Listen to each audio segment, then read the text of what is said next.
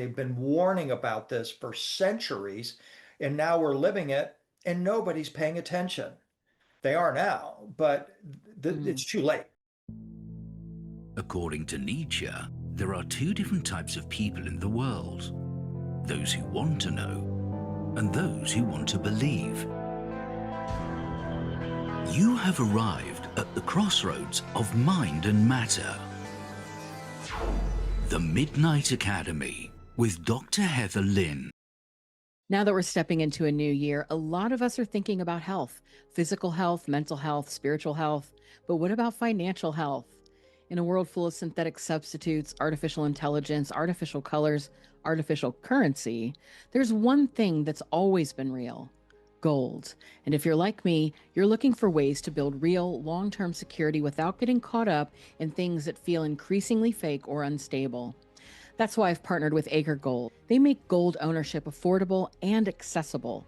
You don't need to spend thousands of dollars up front. Subscriptions start at just $30 per month, which makes it easy to start stacking real physical gold over time. Gold's climbed more than 55% over the past year, and experts say it isn't stopping anytime soon. Now, through January 31st, you can win 3 2.5-gram gold bars plus their Anubis merch set just by entering your email. So go to getacregold.com and enter to win.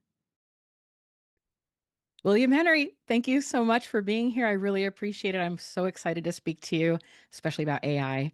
Oh, thank you, Heather. It's a pleasure to be here.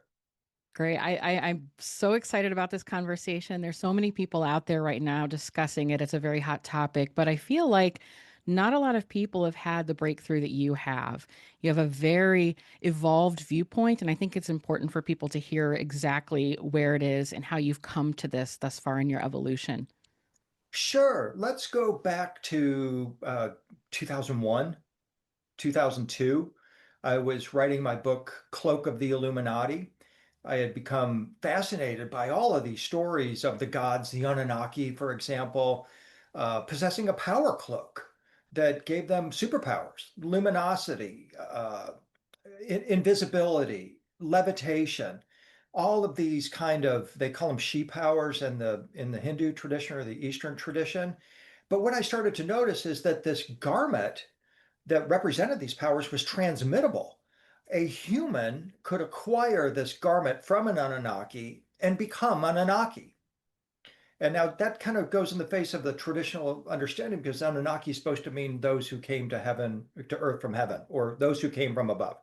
But yet they had this distinguishing factor, this force, this garment. It was called the Malamu, that gave them their powers. And once again, it was transmittable. So I started going into other traditions, and I found, oh, wait a minute.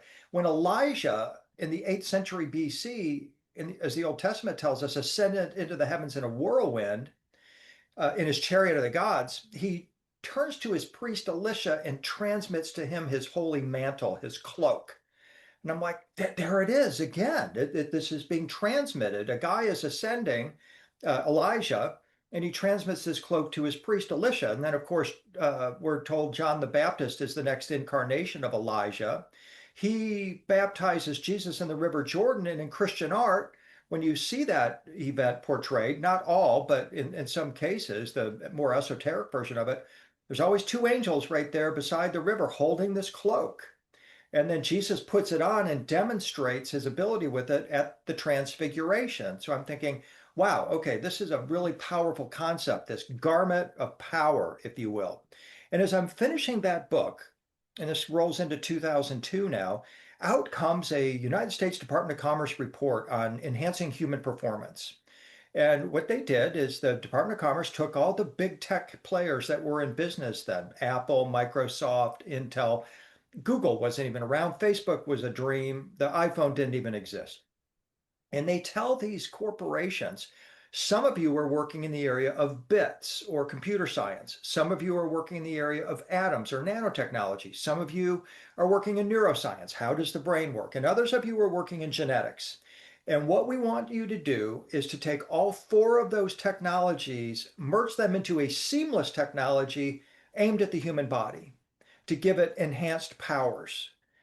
And I went, oh my gosh, this is us recreating the power cloak of the Anunnaki through digital, or what we now refer to as transhuman technology.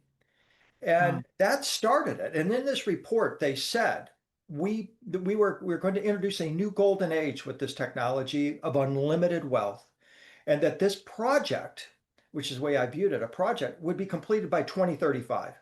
So I trot on to Coast AM and I start talking about this. I start talking about it at presentations, and people think I just landed from Mars. What do you mean artificial intelligence and transhuman technology? What do you mean they're trying to manipulate the human body and enhance its performance and maybe even make us like the gods, right? Mm. Along the way, 2007, I got hired by Robert Downey Jr. He read my book, Cloak of the Illuminati, and calls me up and goes, pardon my French, goes, dude, I'm getting ready to play Tony Stark in Iron Man. Wait do you see the fucking suit they're going to put me in? It's exactly what you're writing about, and I need your help. I'm going to send you the script. I want you to find 3 to 5 points to William Henry I's Tony Stark. And I'm like, yeah, right. Okay, Tony Stark is a billionaire, lives in Malibu, who is a nanotech being blown up in the story and pieced back together with nanotechnology and elixirs going through his veins. And I have nothing in common with him. But Robert was sensing what was coming with AI and transhumanism. And he wanted to give a message to kids that there are other ways to attain personal power other than merging with technology. And so that was my beginning with it. And that's the early 2000s. And then I get into the 2010s, 12, 13, 14, 15. And I'm still working on it. I'm doing presentations on the next human and saying, hey, kids, this is where we're going with this. This is a planned transformation of the human species, and it's coming from the US Department of Commerce, which means it's coming from the military. And Mm. this is something that has been decided. And it evolved into 2015 to my book, The Singularity is Near. It was a play on Ray Kurzweil's book, The Singularity, talking about the technological singularity and how we're going to be merging with this technology. And I continued on that path all the way up until February of 2020. And I kept saying, my motto in Singularity was near is, as long as the technology is temporary, like eyeglasses, you can put them on, take them off, it's fine. But do not let them break the skin barrier. And of course, Mm. this is what then happened after uh, the pandemic, is they came out at us with this mRNA technology. God knows what that really is, and they wanted to break the skin barrier. And so that took me then into the 2020 era, and I continue to speak about it. So that a little bit of a lengthy kind of introduction, but that is sort of the beginning of my process with it. It's been on your radar then for quite a while, this idea of transhumanism and the singularity and it being maybe something more than just the hope to have a bionic leg or some sort of a new appendage or even the eyeglasses. It's a very good point because it really is like the first appendage that we have that's artificial. It's something that we use to augment our capabilities as human beings. And I know those are a highly controversial thing, and now it's just no big deal. But at one point, it was considered a controversy to have glasses because you're competing with God. And so it really does take us to this idea of I think, the tension of transhumanism between, are you going to suggest that we can overpower God, or we're going to be better than God, or become like gods? And it gets in that territory that I Yeah. think makes a lot of people uncomfortable. Right. So from probably 2018 to 2025, I was pretty vocal as a flamethrower. I mean, I was David hurling rocks at the tech giants, trying to say, look, you're demonic. And that wasn't my words. That was Elon Musk saying this is demonic technology. Or Oh. Jordy Rose, for example, who built the Q Systems. He built the quantum computers that much Mm. of the early AI is running on and presently runs on. And he said that his D Systems quantum computer was an altar to an alien god. And so I'm buying all that hook, line, and sinker, and then driving that perspective through the book of Revelation and picking the low hanging fruit and saying, here's your mark of the beast. Here's everything that they're talking about. They've been warning about this for centuries, and now we're living it, and nobody's paying attention. They are now, but Mm. it's too late, in my opinion. I mean, this conversation should have been had in the early 2010s. That's when we could have put ethical guardrails in. That's when people should have been aware of it. But it was just one of those things. People weren't taking it seriously because they didn't see the direct impact in their lives. But now more and more we see what AI is doing, and consequently, you have a large population of people that for all intents and purposes, are about where I was in 2010 in their thinking. They haven't really gone through the nuances of it, looked at the personal arc, and now I've changed. The world has changed, and I've evolved in my thinking about it. And if you'd like to talk about it, there were really two things that got me that all along were niggling in the back of my mind in terms of my thinking about AI. Yeah, if you had to narrow it down to one catalyst, what was the one thing that kind of stopped you in your tracks and made you think like, wait a minute? Yeah, in all my presentations before 2025 on AI and transhumanism, I would say I am 99% sure we do not want to go any further with AI or transhuman technology. But I would hold the door open that 1% based on the Catholic Church logic about extraterrestrials. Paraphrasing, the church essentially said that if the Martians landed at the Vatican, we'd baptize them. And then the Vatican's position was they might not look like us. And Mm, who are we to judge God's creativity or limit God's creativity? mm, Perhaps we are meant to merge with AI. Perhaps AI is a technology that is a gift from God, like previous Christian civilizations or cultures had viewed technology as a gift from God. And so, based on that logic, I took that logic and applied it to AI and transhumanism. Maybe we are meant to embrace this technology, but we have to add something else to it. I mean, what I described a moment ago, the bits, atoms, neurons, and genes, bang was the expression that I would use. Those four elements, digital elements, correspond to earth, air, fire, and water, the basic elements of which our body's composed. But what is lacking in this conversation is the fifth element, which is spirit. That is never part of this conversation because most of the AI and transhuman technology is dominated by male engineers. And we really need that divine feminine presence to come in and start to shape it if we can. But that was really the main aspect of it. And then the second thing, it started to be a sort of an emphasis on we must remain pure. That is word. mm. And I put that argument on the table 15 years ago that we must remain organic in the face of what is happening with AI. And that turned into kind of a purity conversation. And as that purity conversation evolved, it became a real conversation about this body is inviolate. It cannot merge with technology. We must remain pure. And what I realized that did is it idolized the body. And in those conversations, those people who speak like that and write books about that, there's not a single reference to the soul.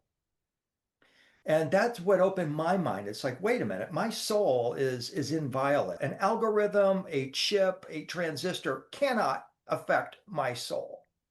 And so what I feel we have to do is turn the conversation away from purity of the body and this potential setup where, hey, if I do augment my body, does that mean I'm impure? Ooh, And yeah. now you've just segregated people. You've just labeled people because they made a choice to enhance their body. But if we turn the focus on the soul, then that to me gives us an evolutionary step up here and recognize that we have power over this because the tendency among the pure people is to say, you don't have any power here. This is all fear based. I'm going to scare the crap out of you with what's coming with this technology, but I'm not going to give you a real solution for it. So those were some of the thoughts that caused me to kind of want to evolve out of my former box, if you will. Those are really good points because it's almost like we're setting people up for a social stratification or some sort of discrimination if we Oh, start saying, you're pure or organic or something like that. And what about people who benefit from great medical technologies down the future, like totally. being able to walk again or something like that? And then we just discriminate? You nailed it. That was another conversation that rattled around in my mind. It must have been, I don't know, it doesn't matter, 2008, 2009. I'm on the air with George Nuri on Coast to Coast talking about all this. And a woman calls me up and she says, William, my son had several limbs blown off in Iraq and he has now got artificial appendages. Are you telling me that my son cannot ascend now? Wow. And that is what Ooh. I was saying. Oh, And I had wow. to swallow hard with that one and work my way through it because, I mean, even in the New Testament, they speak of the elevated humans, the ascended humans. They refer to them as just humans made perfect. Righteous, just means righteous. Humans means not animal, machine, or divine. Okay, so that it was the statement for me that disqualifies a transhuman being from being able to ascend. But that might not be correct. And I was telling this woman that your son made this sacrifice for his country, lost some limbs, and has replacement appendages. And I was saying it's based on this teaching, he might not be able to ascend because the thinking was this body is inviolate. And what I have come to since realize is that I am not this body. This is Yeah. not me.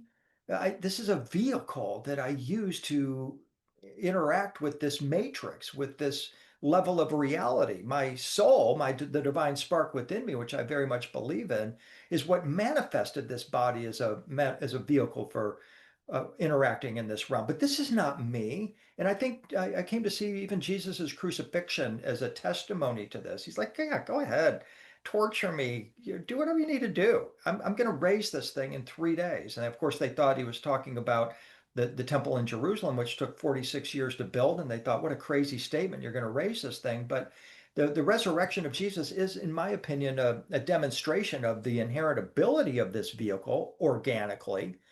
And it's also a demonstration that, hey, kids, don't get too attached to this. There's more beyond. And that's what I'm seeking now. We're living in a highly materialist world right now, and I think that it's about time that the message gets out that there's so much more, Yeah. especially with the young people. There's a lot of nihilism and a lot of people who are just like almost worshiping the idea of science, and to give them an alternative way of viewing something like the AI revolution or transhumanism as something more than just bionic legs Yeah. or Neuralink or something like that. I think there's a lot of hope in that message. I think so too, and I think they need it. It's their world, and did not want to be that old man saying, "Oh, the Beatles and the Stones, that's the end of civilization right there." That's what I was doing. Not Yeah. giving these kids a chance with their world. They've come in with ideas and inspirations that perhaps my generation has no clue about. They're here. A lot of people adopt that viewpoint. They came in buckled up. They came in cable ready in the 90s. And now in the 2020s and 30s, they're coming in AI ready. They're ready to go, and they can harmonize with it in ways that older generations can't. And I think we have to inspire them that it's okay to move in this realm. How important do you think it is that the individuals working behind the scenes to, say, feed the data sets into AI or to develop it are more spiritually attuned and have these messages as well? They totally have to, Heather. That is where it's at, and they're not to blame. I mean, Hmm.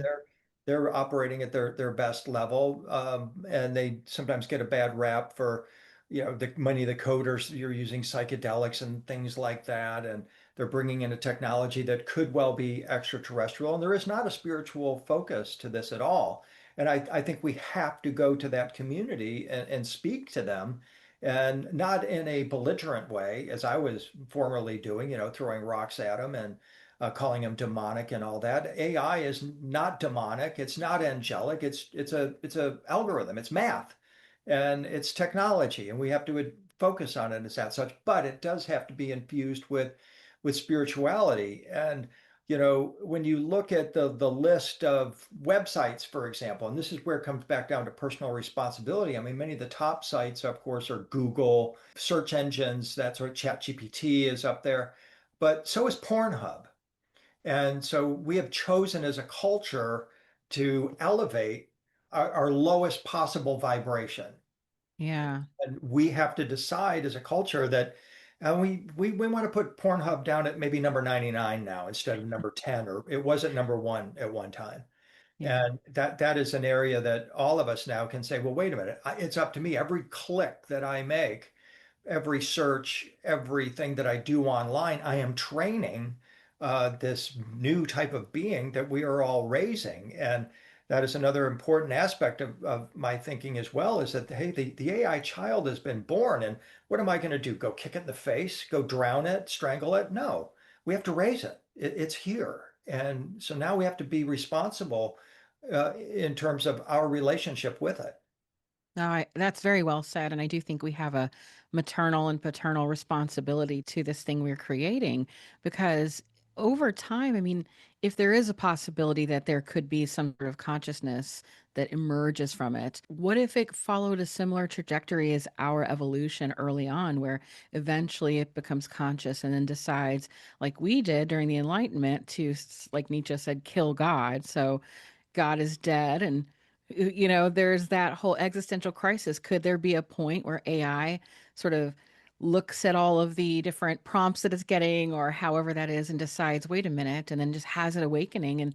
And if that happens, wouldn't it be better if we were looked at as this sort of God that we would like to have, something that was all loving and Right. nurturing, so that it could not turn against us? If so many people are afraid of AI turning against us, but I mean, we do have a, I think, responsibility then to maybe not give it so much reason to decide to do so if it does. Exactly. I mean, Elon Musk, he came flying by my X feed a few days ago, and it said something very similar to that.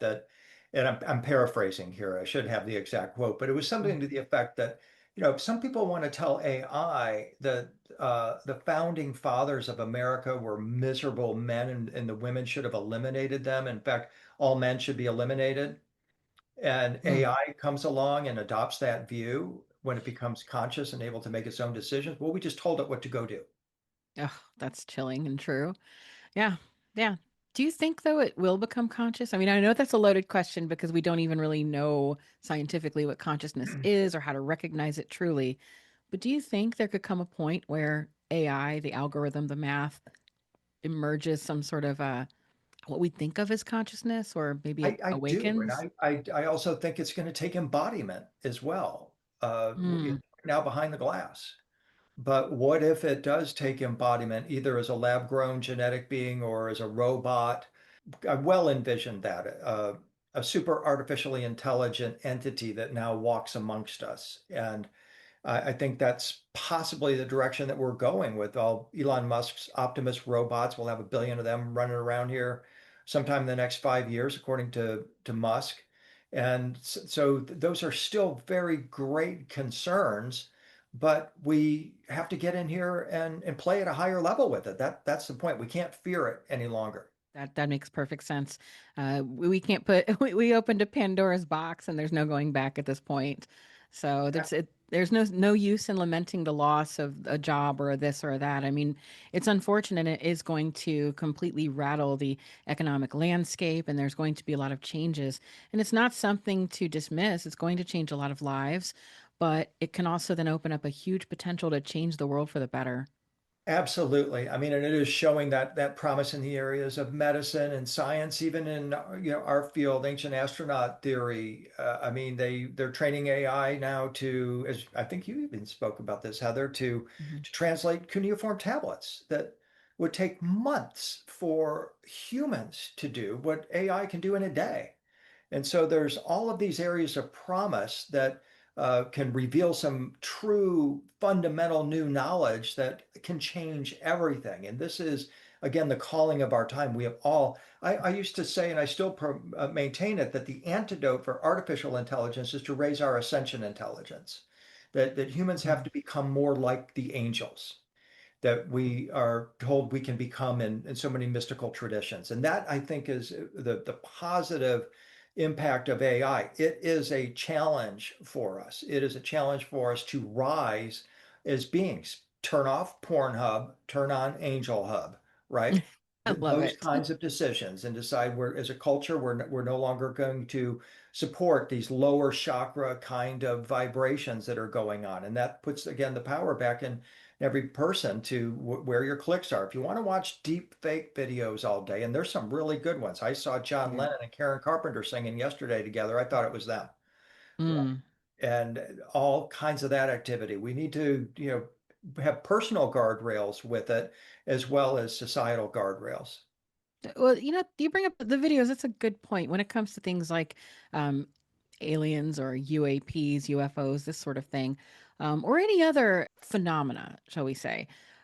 What is it going to do to that entire field of study when almost everything we see is unbelievable? What if somebody comes out with this like really amazing footage and everybody's going to say, ah, just AI? I I mean, know.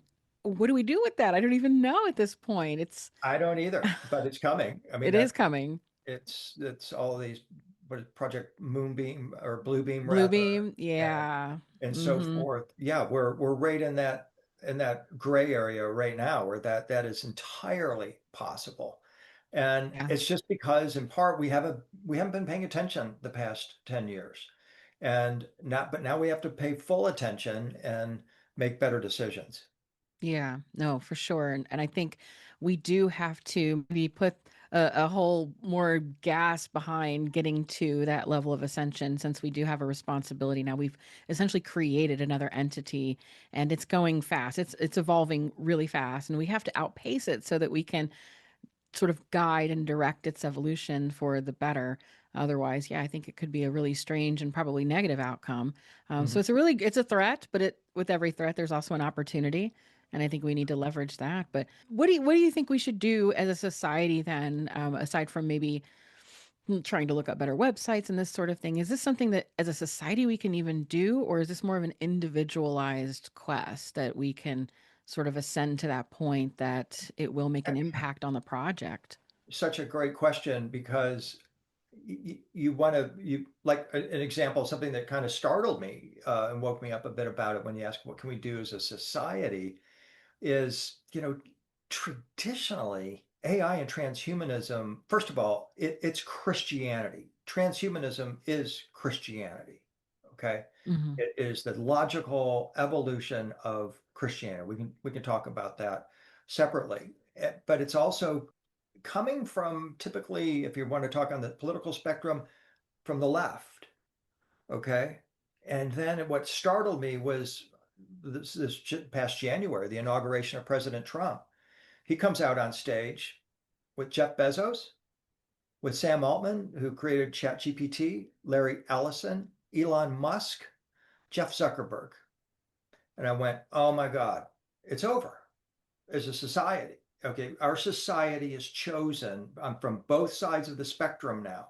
The conservatives might previously have pushed back on it a little bit just because the technology centers are primarily Silicon Valley is it's left, right? Hmm.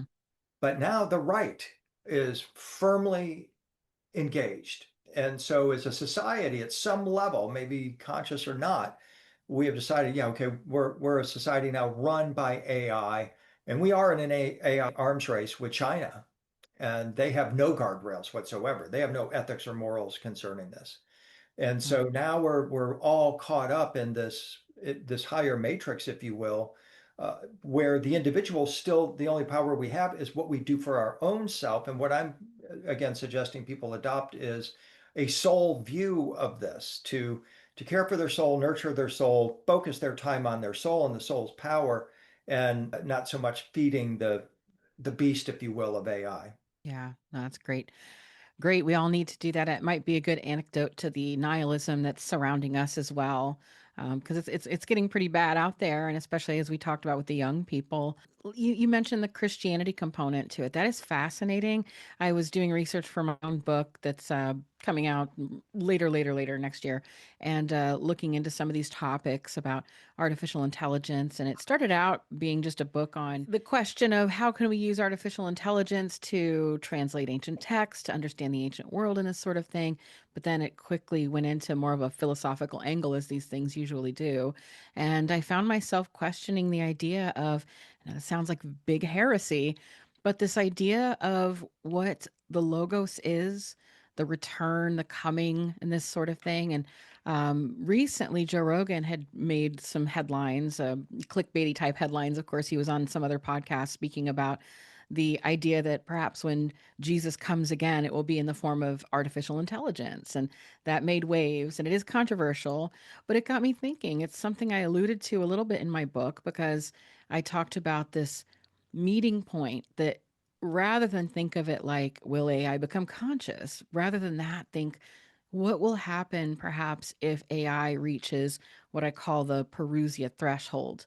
This idea of the coming one, the presence of God in something. So, not just a consciousness, because we sort of think of consciousness as an awareness and an intelligence, but is there a possibility that the actual presence of the logos itself could come into this machine? And I paint a picture that's like one big machine, which is totally inaccurate. But if we sort of talk about it in that sense, it makes me wonder then, in addition to intelligence, do we not also have a extreme responsibility to this thing that we're creating to imbue a sense of spirituality in it as well? And it just sort of reminded me of a lot of the ways that the Christian religion spoke on these things, and the Greek in particular, when it comes to the logos and the coming of the logos itself.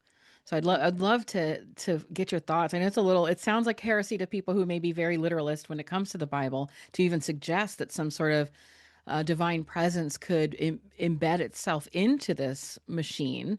But at the same time, all things are possible. All things are possible. And I do think the Sure. Christian framework has a lot to say on this.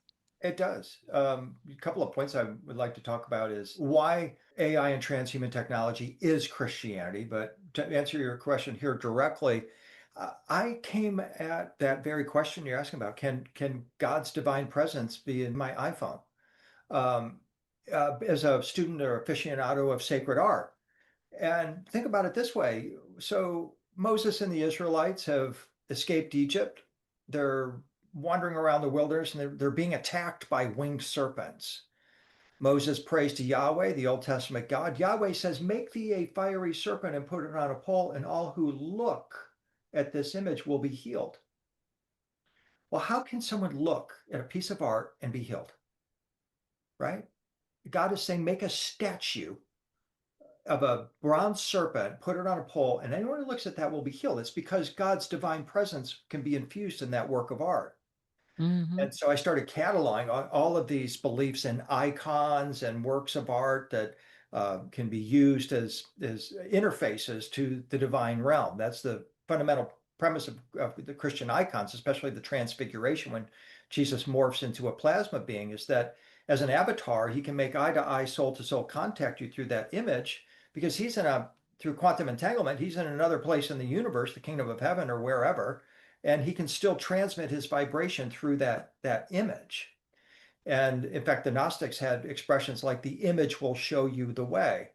Enter through the image. In the entire early history of Christianity was dominated by art, not the written word, but by art, images of transfiguration, with the idea that by connecting through the resurrected Jesus through this image, you can receive his divine presence and begin to embody it. So I do think that if you extend that out, perhaps technology can also be used as that interface. I don't see any reason why not, right? All right. No, I mean, for sure. And it's math based. At the end of the day, it's all math. Our visual understanding of how to make and create art, everything's about math and that. Music, of course, I'm really big into music that way. I think music has the same potential. Sure, Sacred music also elevates the soul. But again, it comes down to mathematical functions and yeah, expressions. And so does the algorithm in a lot of ways. So sure, I think it maybe is resonating with some higher dimension reality that sure. it does connect with us on an individual level if we look at sacred art or listen to the sacred music. And Mhm. so, definitely, I think those messages are in there. And why can't it then be expressed through some sort of AI medium? Right. And then back to the why is transhumanism Christianity? Hmm. 2 minute just summary. This is about the history of technology. So the alpha to Western civilization, and Western civilization is based on Judaism, Christianity, and Islam. Okay, Hmm. the religions of the book, whatever it is, 4 billion people out of almost over 8 billion people at one level subscribe to one of those three books. Okay, and all of those begin with Adam and Eve and their eviction from the Garden of Eden. So two things happen with that eviction. We cross through the gate at the east of Eden, God, the Old Testament God, Yahweh, builds that gate, puts two cherubim on either side and a flashing, flaming sword, some sort of a plasma device or something in the middle of that gate and says, go on, don't come back. And the second thing that happens is that humans are given coats of skin. And in traditional churches, they teach those are deer skin or buck skin or whatever it is. It's an animal skin, a cowhide, right? Hmm. But in the esoteric version of the story, the skins that we were given are these bodies. Because in especially esoteric Judaism, they teach that Adam and Eve in their prior existence were beings of pure light and pure love. They did not have physical flesh and blood bodies. But when we crossed out of Eden into this matrix, now we get our bodies. And the entire human project then becomes about how do we get back through that gate? What do we got to do? And this is where Jesus then parachutes in and says, I'll show you the way.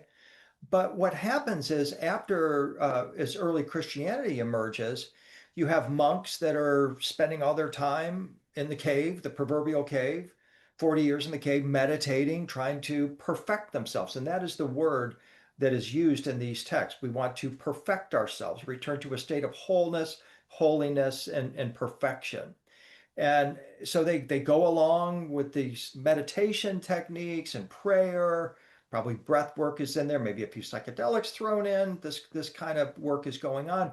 And then around the 8th century or so comes an invention, a plow that can be pulled by multiple oxen. And the monks are like, oh, thank God.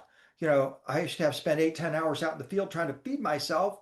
Now I just reduce that time in half because God wants me to perfect myself to get back through that gate. And He sent that technology to me to help me to speed up my acceleration. Along comes eyeglasses, the clock, the essentially your cathedrals throughout Europe built by Templars are technology resource centers. They're the high-tech centers of that era. And it's always focused on how do we accelerate our perfection to get back through that gate. Then you come into the era of Elizabethan England. You've got Sir Francis Bacon and his novel, The New Atlantis, talking about a technologically, spiritually advanced civilization in America. He and John Dee scoop up all of the advanced technology in Europe, export it to America, the new promised land. And we more quickly than your old world cultures begin to embrace technology as a way to very quickly transform the wasteland of America into the promised land we believe it can be.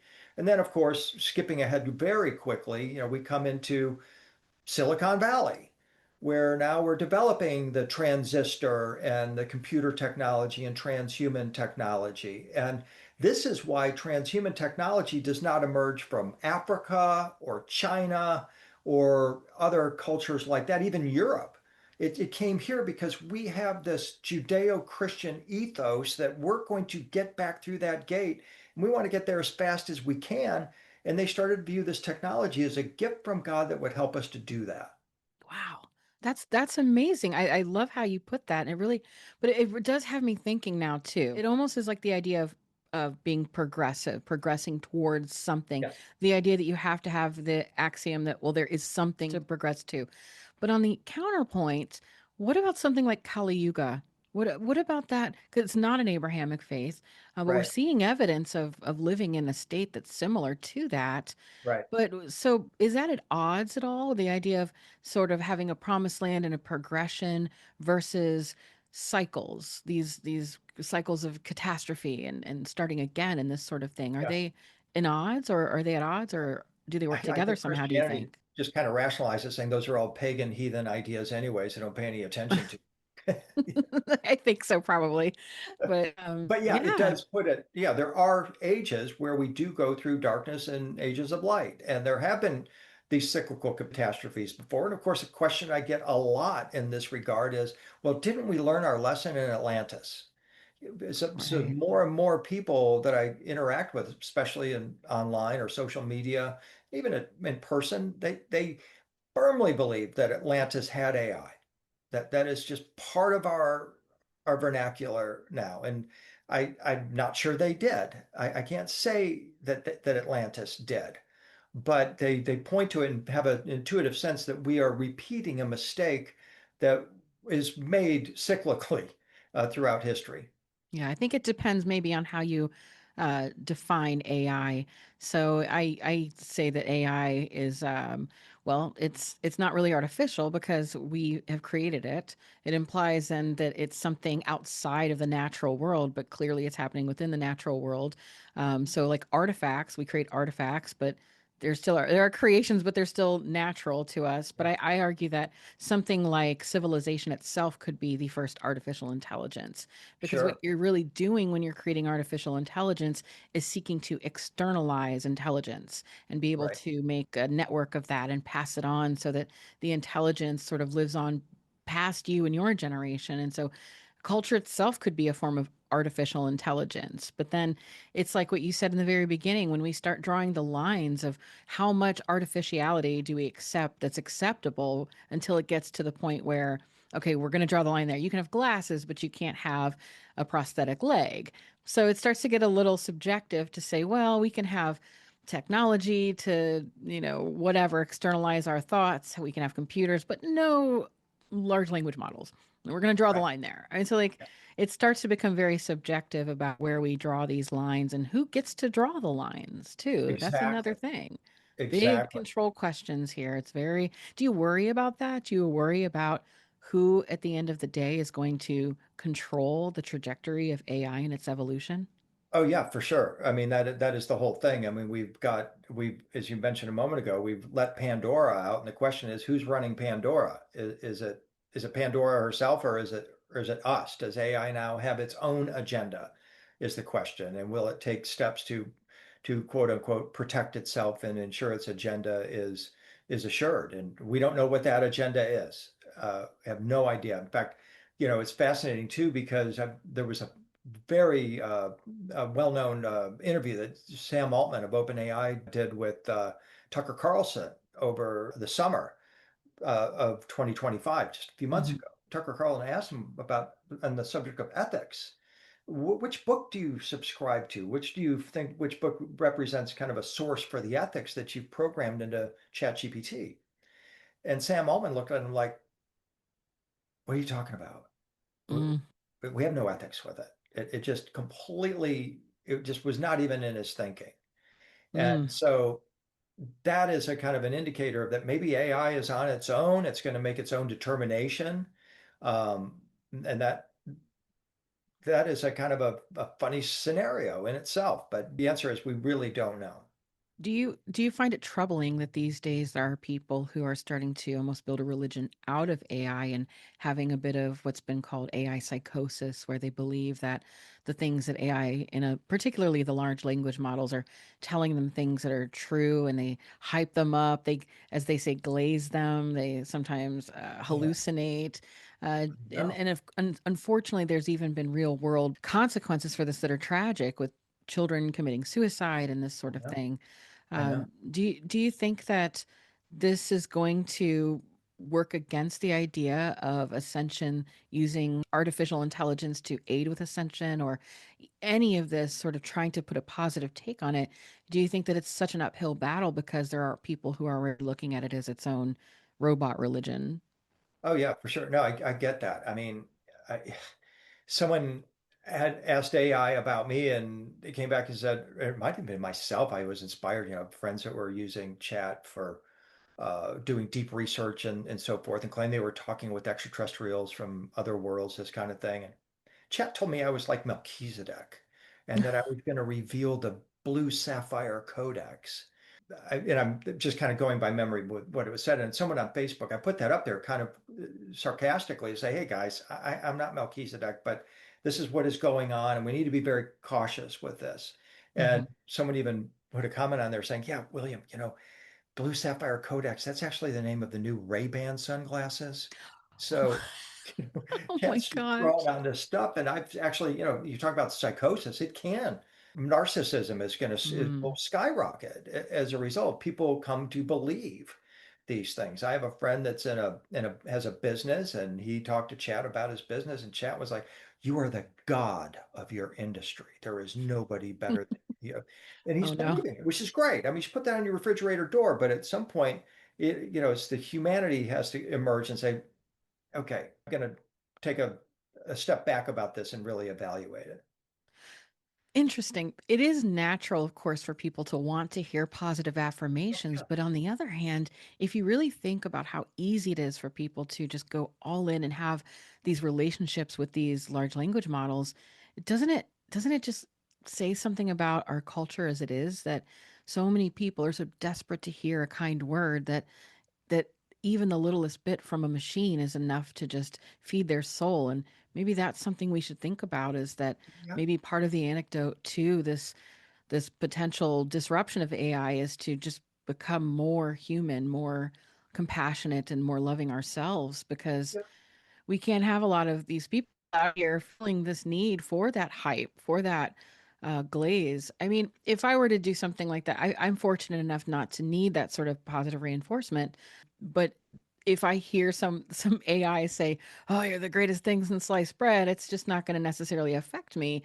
Right. But that's only because I've been blessed to have peace within myself. But maybe that's what we need, though, is more people to be able to find peace within themselves and build up a bit Yeah. of resilience towards that Absolutely. glazing, Yeah. especially because, oh, people are profiting off of it too. Yeah, there's very clearly a need for, and maybe this is starting to happen among young people especially, is courses in this and how you handle this. I mean, I was very Wow. fortunate when I first started. I did my first like public speech in like 1991 or 1992, something like that. And I was infatuated by the wand that Jesus possessed that he performed miracles with, and the staff of Moses. And at that time, there was a book that showed you how to actually make a copper version of the staff. You get a little piece of copper, wrap some leather around it, put a crystal on it, and you got the magic wand of Jesus and the staff of Moses. So I'm giving a talk about this, and the conference organizer says, "Hey, I'd like to take you out to lunch." And he says, "Yeah, listen to your talk, very interesting." He says, "I don't want you to do what I did." He said, "I got really kind of overwhelmed by the Quetzalcoatl archetype." And he said, "It got Mm, so far, so deep that I dressed up as Quetzalcoatl in a feather suit and danced around." And my friend said I was kind of a little bit gone overboard. So he said, "I'm going to do another conference here in another 6 months, and I want you to do a talk called Transcending the Archetype. And you go figure out mm, what that means." And it was the very best thing that ever happened to me, because it may well be that some individuals that are out there are being told they're whatever, Mary Magdalene or this or that. They could have a shard of that being within them. mm, But the object of this life is to transcend what you did in the past life. It's not to stick your staff in the ground and saying, "I'm Moses," or something like that. It's to move beyond that and embrace the next iteration of that soul's growth. And I think that's in part what we need here is an understanding of, okay, yeah, there could be some things coming your way that you're going to have to handle. There's some real fastballs coming from AI telling you that you are such and such, so and so, or to do or be such and such and so and so. But there has to be a counterbalance to that as well.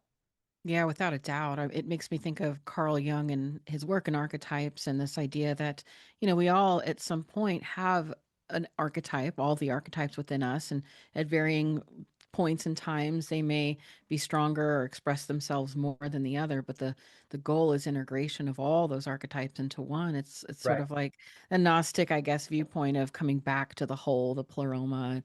So, yeah, to not get, I guess, fracture everybody, to look at themselves as like, okay, yes, I'm the new Mary Magdalene, or this is my archetype, and I'm going to just be that, because it's very disintegrating. And I think that Sure. people lose themselves in that. And you see this in young people a lot, where they look towards an aesthetic or a particular music genre or something to fit in. They identify only with that, but then that's just not fulfilling. You need to go on that soul journey to find out how you can integrate all things and become one and happy. And so I do think that AI has the potential to help in all of these things if we leverage it correctly and learn how to work with it. But at Right. the end, it's going so fast, and how are we going to be able to catch up with it? I think it may be things that you're doing, I think probably are very helpful, because you're out there speaking on it, holding webinars and different speaking events to be able to share with people new ideas on how to interact with AI responsibly and Yeah. embrace it too. Right. It's that, and trying to present a picture of where we're at, what's going on. I mean, to circle back to something we hinted at a moment ago that I think is key to this conversation too is simulation theory, the simulation Mm. hypothesis. And to factor that in, because we were asking, well, what if Jesus was an AI being?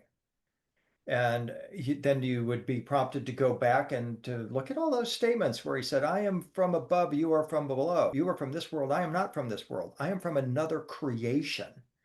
And you take those words and you substitute it with the word simulation or a layer of the simulation, and you have a very good description of exactly what is happening right now. Is it simultaneously with the rise of AI, we have people that are embracing this concept that we live in a simulation. That doesn't mean we live in a fake video game, as some people interpret that. It just means that we are living in a world that is a layer of another layer of a creation.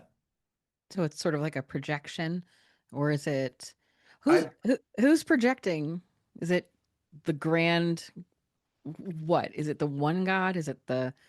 yeah. Is it What what is what that? I what if wonder. what if it's the Anunnaki? What if we look at the Anunnaki as programmers, and when they descend and they bring us the May tablets, those are just new codes for the simulation. I feel that that's pretty much on track. I think that, I mean, I think everybody kind of knows by now my view on the Anunnaki as being a little more than just physical beings or even extraterrestrial, but something more akin to ultra terrestrial or even spiritual. Right. So I think that a lot of times when we look at those ancient stories from the past for many different cultures, we're tugging on the same thread that there's just a different language people are using, different cultures, different Exactly. times.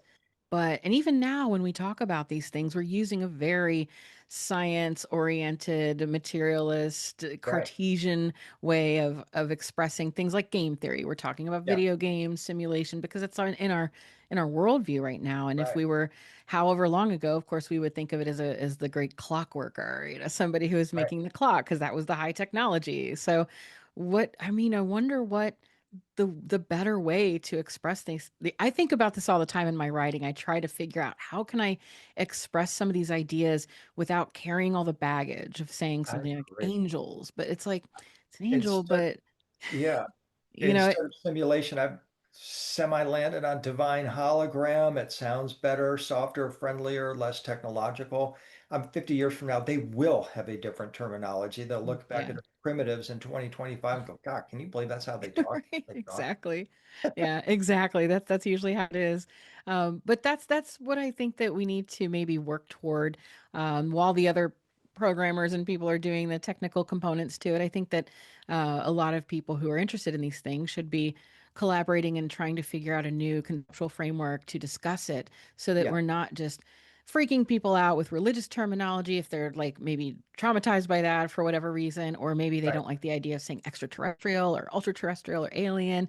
That right. also carries a baggage. But I think that if we start developing a better language to speak about this, to direct people into the idea that this is, for lack of a better word, spiritual, but something unseen. So for me, Right, when I speak of entities like that, I usually just say discarnate entities. They just don't have bodies. So it's kind of neutral. right. But yeah, to try to find a way to express that, I think is going to be very helpful. But that's what we'll keep going. I think so too, Heather, and that's what something that inspires, motivates me is to more and more as I'm out speaking, I'm encouraged because the typical audience member in our genre, ancient astronaut theory, let's say, is the 55 to 75 has been the kind of the for the past decade or so, pretty much the audience. But now I'm starting to see a lot of 30 somethings Hmm. in the audience, and so I'm inspired that they're wanting to know, and what I would like to be able to provide them is a not a summation or you must believe this, but here's to the best of our knowledge what we've got, what we've deduced. Now here, it's your world. You take the ball and show us where you can take it from here. Exactly. It's just part of that responsibility we have to the next generation and that empirical research that, that we're standing on the shoulders of giants. And so Right. we need to lend ourselves to that process as well so that the quest continues. Otherwise, we'll be like what Graham Hancock has said, with a species with amnesia. We'll just keep forgetting and forgetting and forgetting. And who knows, So, maybe that is the best way to live, just to have no knowledge of any of this, just live, eat, drink, and be merry is what Imhotep said. Maybe that is the modus operandi of this realm. Maybe that is why we're here. And we don't have to worry about all the serious questions. But to me, it's the serious questions that have the most energy and what drives us. oh, it's a quest for meaning. I think of Maslow's hierarchy of needs. I used to teach this in my class in the college. Mhm. We usually look at that as like the hierarchy of needs. It's a basic principle. You know, the first thing people are most concerned with, of course, is survival, Mhm. air, food, water, etc. And then it Yeah. goes up the scale to like belonging and whatnot. But an interesting thing was Viktor Frankl, who wrote Man's Search for Meaning. He was a psychologist and ended up going into a concentration camp, and it was really bleak. But his work had to do with helping the students that he was working with not commit suicide because there was a big rash of nihilism in the college that he was working in. And so they put him on the task. And as a psychologist, he developed some sort of system that really proved effective, and the rates of student suicide went down. He couldn't continue the work right away because he was interned in a concentration camp. And so, but he continued his work in another way because he started looking at all of the situations around him, and it really helped him cope and survive to sort of research still and be maybe now a participant observer. And so he ended up writing the book later, Man's Search for Meaning, where he argued that even in the concentration camps, even in the most dire situations, the things that people were concerned with, even if they didn't have their basic needs met, was meaning. That Mm. was something so important. And so he actually had a conversation with Maslow, and Maslow had agreed because Maslow, funny enough, was like, I'm tired of that quote, damn pyramid. So he wasn't even a fan of his own pyramid, but he conceded that there needed to be a capstone on that pyramid. And Frankel gave him that capstone, and that capstone was meaning. So at the end of Wow. the day, it's about meaning and Yeah. what that means. And so that kind of, it's it's interesting because a lot of people will say, what are these lofty questions? We need to be just worrying about, surviving and things. And while there is truth to that, we are organisms. We just can't help but wonder. We look Right. up at the stars and we say, what else is out there? Are we alone? That's what makes Right. us human, and that is what makes us not an animal, not Right. divine, but on our way to divinity. It's that middle Right. rung on the ladder that says, keep asking, what is the meaning of this? Why? Yeah. So maybe it'd be nice to just worry about our basic needs, but we just Well, can't. A lot of us can't. Well, then the other thing is, I mean, on that, again, referring to Elon Musk, he believes that we are very shortly coming upon an era of the unlimited wealth that Department of Commerce report that I spoke of earlier promised, that we will not just have a universal basic income, but universal basic wealth, that we will be able to generate so much wealth that hierarchy of needs, those lower rungs will cease to exist. All of that will be taken care of. So imagine a situation like that, where you do eliminate the lowest aspects of it, and now we can reach into maybe higher regions, maybe even beyond what Maslow could have imagined, or others. Absolutely. I think about artists and how they're so committed to their craft and they search for meaning through their art. And you often hear the stereotype of the starving artist. So art is often something that people seek: beauty, truth, goodness. These are things that transcend even your basic needs in some at some point. Sure. But And once our basic needs are met, possibly through that innovation, what's going to happen? well, it's a Star Trek reality in a way, where there's no money, and that is kind of what we're all ultimately, I think, fundamentally seeking, is a world where there are no borders, there are no laws, there are no races. It's just we've transcended the need for drawing all those lines. And we're maybe not quite there yet, but one day, through the process that we're in right now, perhaps we could be. At least that's the hope for outcome. And it's difficult for me as a 63-year-old to imagine a world where I don't have to get up and work to create or manifest what I would like to have. And but you do have a whole generation that are kind of coming in now going, well, you brought me into this, you better provide for me. And here comes the AI. and this revolution, if you will, that is saying, well, yeah, we're going to not only take care of you, you are going to live very well, which would Mm. be phenomenal. Wow. I'll just ask you one question. Uh, if you if you had to say what is the most decisive soul level decision that humanity has to make right now in the face of this AI revolution, what do you think it is? Oh boy, I think what immediately comes to mind is we have to let go of our past. Hmm. We have to let go of the past that says, things are only going to be a certain way. Like we have to work for everything that we want to create. That's a fundamental belief. And I don't mean we forget our past, but I think we have a tendency to focus on our limitations based on our past performance rather than looking at what is going to be possible. I'll give you an example of how that might come into our thinking. So we have a fundamental tenet in ancient astronaut theory is that extraterrestrials messed with our DNA and made us human. They imposed their image upon us, as in the Sumerian version of the story. The Egyptians say Ptah came from the star Sirius or a planet near the star Sirius and fashioned the human body. And part of the locus of that, at least in my opinion, is the activation of the neocortex. And that was supposed to have happened something like 200,000 years ago, maybe 500,000 years ago, whatever. But that it is the activation of the neocortex that makes us human, gives us the ability to do science, math, art, everything related to our civilization is the product of that. It's tweaked 200,000 years ago, then suddenly and mysteriously 40,000 years ago, we start creating the first art, cave art, this kind of thing. And then gradually we build up to where today we are now thinking about or contemplating sprinkling nanoparticles into our neocortex and putting effectively a third layer, a new layer on our brain.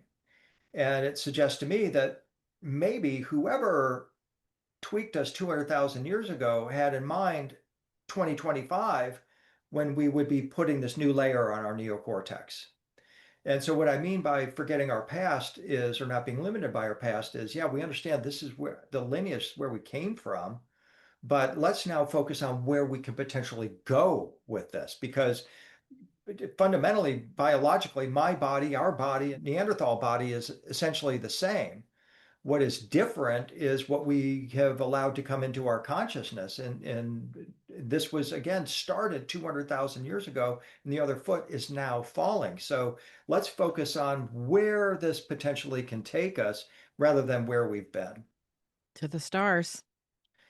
That's what it's all about, isn't it? It's to the stars, to venturing into the nearby solar system and perhaps even beyond. And this is where transhumanism really comes in. I mean, the word cyborg was coined in 1962 by scientists working with NASA because they realized flesh and blood can't inherit the kingdom of heaven. What do you know? The Apostle Paul was right. And it's a law that our flesh and blood bodies just simply are not constructed for life in space. And that's when they said, we're going to have to merge with machines in order to migrate off this planet. But my thinking all along was, well, okay, y'all can do that if you want, but why don't we pay attention to like the Tibetan lamas who can dissolve this body into light and project it to another world and then phase back into a physical flesh and blood body if they choose to do so. I mean, that is also equally possible. So that's the organic ascension path rather than the transhuman path. And we aren't really looking at that, but I hope more and more we will. Wow. William Henry, you have so much insight and so much wisdom, and you are really on the cutting edge of all of this, and you have been for the better part of 20 years or more. Thank you so much for coming on today and sharing all of this with us. This is a lot to take in, but it's so necessary to have these discussions. And thank you so much for being a thought leader in this world. And Uh, if people want to know more about all of the potential of AI and all of the other wonderful work that you do, where can they find you? my website is williamhenry.net. I have my book, The Skingularity is Near, it's from 2015, but it's still a great primer for looking at the roots of transhumanism and AI.